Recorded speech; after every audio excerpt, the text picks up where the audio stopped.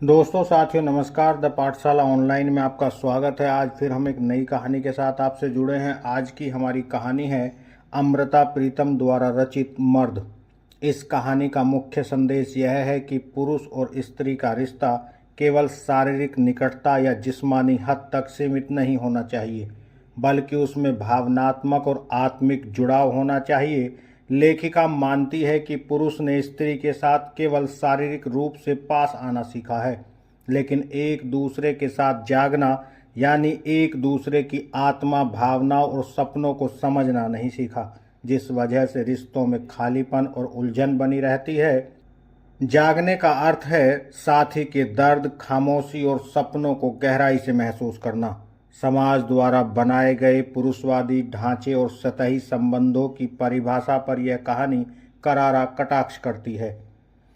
यह कहानी एक जीवंत, संवेदनशील और पूर्ण रिश्ते की मांग करती है, जहां स्त्री को केवल एक वस्तु या देह न मानकर रूहानी साथी समझा जाए। कहानी शुरू होती है। वह साहिवाल का मलिक था, जागीर वाले घर का इकलौता बेटा, खुश शक्ल खुश मिजाज, पर विवाह की बात उसके मन में नहीं आती थी। माँ शहर में उसके पास नहीं रहती थी, गांव में अपनी जमीनों पर रहती थी, और बेटा इतना सीधा कि कभी उसकी बात नहीं टालता था। और माँ जब कभी उससे विवाह करने की बात करती तो वह सोचने लग जाता, पर वह बात उसके मन में आकर भी ठहरती नहीं थी। उम्र अभी 40 की तो नहीं हुई थी, पर और 4 बरस के बाद होने वाली थी।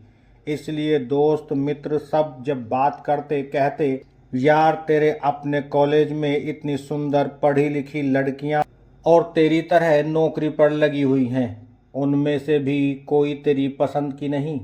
मलिक हंस देता, कहता सभी देखी हैं, पर सभी अजीब लगती हैं। किसी दूसरी जात की। मलिक ने शहर में एक छोटा सा घर बनवाया था, छोटी सी बगीचे वाला घर, जिसमें दीवारें उसने हरी बेलों से ढकी हुई थी और मन को जाने किन बेलों से ढका हुआ था कि वह किसी को नहीं दिखाता था। घर की खामोशी को सिर्फ बगीचे के फूल हिलाते डुलाते थे और कोई उसकी चुप को नहीं तोड़ता था। और कभी कभी वह यही बात दोस्तों मित्रों को कह देता, अगर कोई आ गई तो उसे फिर चुप कौन कराएगा। मेरा घर मुझे बहुत पसंद है, और अगर कोई आ गई फिर वही घर मेरा नहीं लगेगा। फिर एक दिन की बात है, वह किताबों की एक बड़ी दुकान में खड़ा हुआ अपने में मग्न कुछ किताबें देख रहा था कि थोड़ी सी दूरी पर खड़ी हुई एक लड़की दिखी। कंधे पर सफ़ेद दुपट्टा डाले हुए और बदन पर काली कमीज पहने हुए वह किसी किताब के पन्ने पलटती उसमें खोई हुई लगती थी। फिर शायद वह कोई दूसरी किताब पकड़ने लगी थी कि मलिक ने देखा उसके कानों में सिर्फ 2 बालियां थीं, जो कुछ हिल रही थी, पर उसका ध्यान था कि कहीं से भी हिलता नहीं दिख रहा था। मलिक उस सादा से लिबास वाली लड़की को देखता रह गया, और लड़की को शायद मलिक की आंखों ने हिला दिया था कि उसने मलिक की ओर देखा और फिर जल्दी से पीछे हो गई। किताबों की कतार के दूसरी ओर मलिक को लगा जैसे वह लड़की नहीं थी, जंगल की हिरनी थी जो उसे देखकर सहम गई थी। फिर पता नहीं किस समय वह लड़की वहां से चली गई और मलिक की आंखें खाली सी हो गई। उसने दुकान के मालिक से पूछा, जो उसका पुराना वाकिफ था, कि वह लड़की कौन थी। दुकान के मालिक ने बताया, नाम तो उसका मालूम नहीं, पर कभी कभी वह यहाँ आती जरूर है और किताबें भी कई बार खरीद लेती है। फिर उसे कुछ ध्यान आया, कहने लगा, ठहरो, उसका नाम पता भी हमारे पास कहीं लिखा हुआ है। वह कई बार फोन पर भी कह देती है कि अमुक किताब किसी के हाथ भेज दीजिए या डाक से भेज दीजिए। दुकान के मालिक ने अपना रजिस्टर देखा, कहने लगा, मिल गया है उसका पता, टेलीफोन नंबर भी, उसका नाम है शामली। और पता नहीं क्यों मलिक ने उसका नाम पता एक कागज पर लिखकर जेब में रख लिया। पता निकाला और यह भी जाना कि वह कुंवारी है। अब मलिक का मन उसके बस में नहीं रहा। उसने शामली से फिर मिलने की कोशिश नहीं की, वरन उसके माँ बाप से मिलकर उसने सीधे विवाह की बात की। ये शामली के माँ बाप थे, जिनकी पलकों ने मलिक को जैसे सिर माथे बिठा लिया। वह चाहता था कि वे बेटी से जरूर मिलें, उसकी मर्जी के बिना वह कुछ नहीं कहेगा। पर अभी 3 दिन बीते थे कि शामली के माँ बाप शगुन की मिठाई लेकर उसके घर आ गए। मलिक ने सिर्फ इतना कहा कि उसे शोरगुल वाला विवाह अच्छा नहीं लगता, बस माँ बाप की हाजिरी सब कुछ होती है। और शामली के माँ बाप ने हामी भरी कि वे भी बस यही चाहते हैं। बस छोटी सी रस्म थी जो हो गई। शामली उसके घर में इस तरह आई जिस तरह हरी बेलों वाले घर में एक सुर्ख बेल आ गई हो।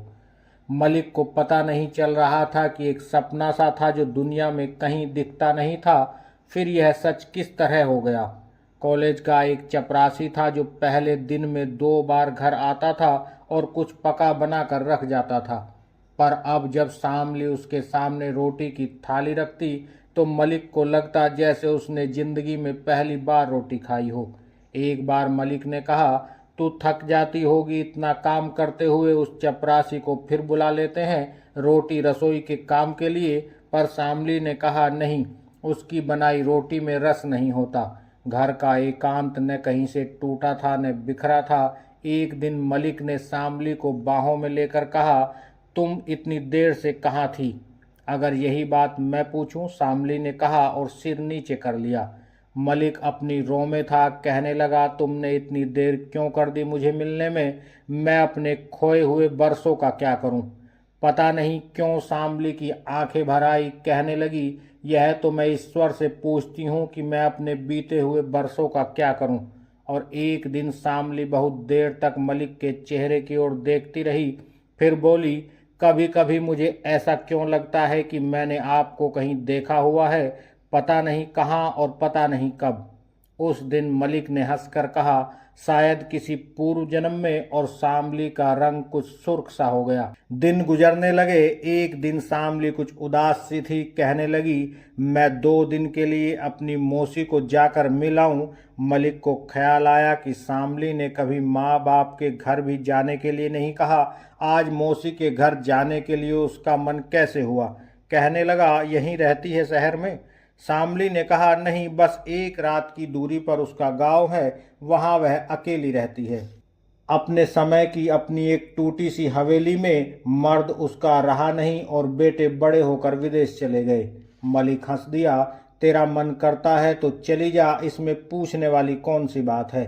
शामली 2 दिन के लिए मौसी के गांव चली गई, पर मलिक ने देखा जब लौटी तो जैसे 2 दिन में बड़ी कमजोर सी हो गई थी।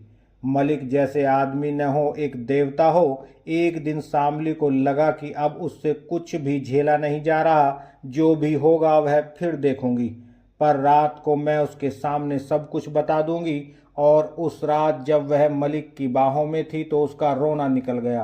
कहने लगी, माँ ने बहुत समझाया था कि मैं चुप रहूंगी, पर आपके सामने मुझे यह चुप मेरा गुनाह लगता है। मलिक ने उसके होठ चूम लिए और कहा, तुम जो कुछ होठों पर रखोगी मैं उसे चूम लूंगा। शामली ने कहा, मेरा गुनाह भी? मलिक के मन में जाने कैसे दुलार सा आ गया, कहने लगा, हाँ, गुनाह भी।